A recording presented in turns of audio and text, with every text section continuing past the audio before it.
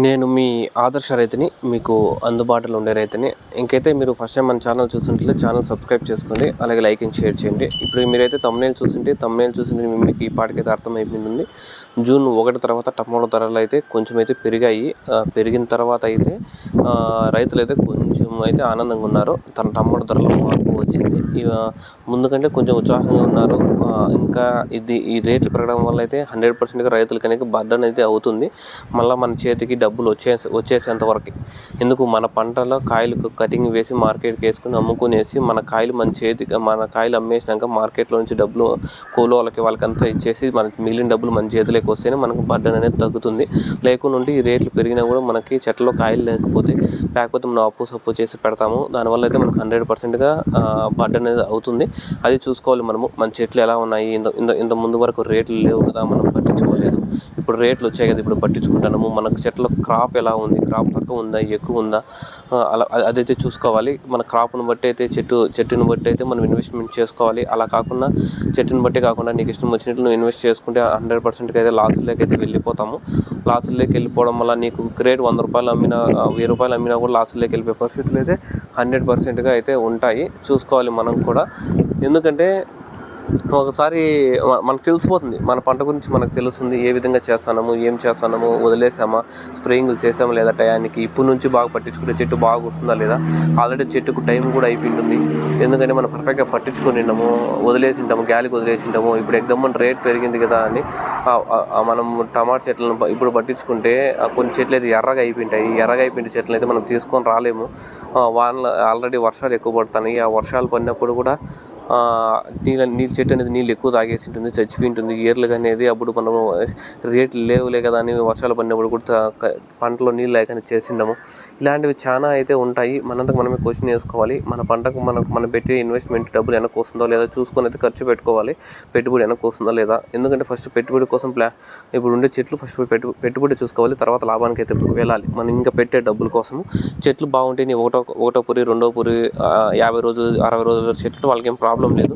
ఎందుకంటే డబ్బులు ఇన్వెస్ట్మెంట్ చెట్లు బాగానే ఉంటాయి కాబట్టి. చాలామంది రైతులు చేసేదేమి, కాయలు వచ్చేంత వరకు 70 రోజుల వరకు బాగా డబ్బులు పెడతారు. తర్వాత మన డబ్బులు వచ్చేదాన్ని బట్టి అయితే ఇన్వెస్ట్ చేసుకుంటారు. అలాంటి రైతులు అయితే కొంచెం మనం అయితే బచ్చపడచ్చు. ఎందుకంటే చెట్లు బాగానే ఉంటాయి. స్ప్రేయింగ్లు రేట్లు ఉన్నాయి లేకపోయినా కూడా 70 రోజుల వరకు చూద్దాం. మళ్ళీ కాయలు వస్తే ఆ కాయలు వచ్చినాక రేట్లు మన చేతికి వచ్చే సొమ్మును బట్టి అయితే పెడదాం అనుకుంటారు. ఆ రైతులు అయితే కొంచెం సేఫ్టీ సైడ్ ఉంటారు, కొంచెం పర్ఫెక్ట్గా అయితే ఉంటారు.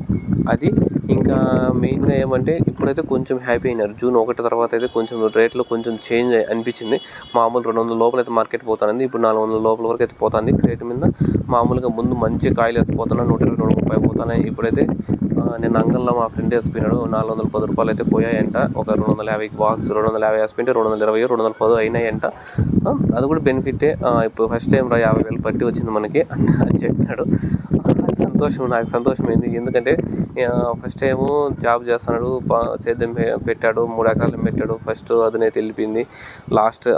ఫస్ట్ టైం పెట్టినప్పుడు టమాటా తోట ఏమో లాస్ట్కి వెళ్ళిపోయి కోతలు అవి కూడా సుమారుగా 18, 19 వేసాడు. ఎందుకు 18, 19 కోతలు అయితే వేసాడు. 18, 19 కోతలు ఎందుకు వేసాడంటే ఫస్ట్ టైము కొత్త నేల, కొత్త భూమి, కాయలు అనేది బాగా క్రాప్ వచ్చింది, బాగా పట్టించుకున్నాడు. సుమారుగా అయితే కట్లు డబ్బులు రాలేదు, పెట్టుబడి అయితే వచ్చేసింది. ఇంక రెండో దానికైతే కాయలు రెండో కొత్త, మూడో కొత్త పడతాయి. ఇప్పుడైతే కొంచెం అయితే హ్యాపీ.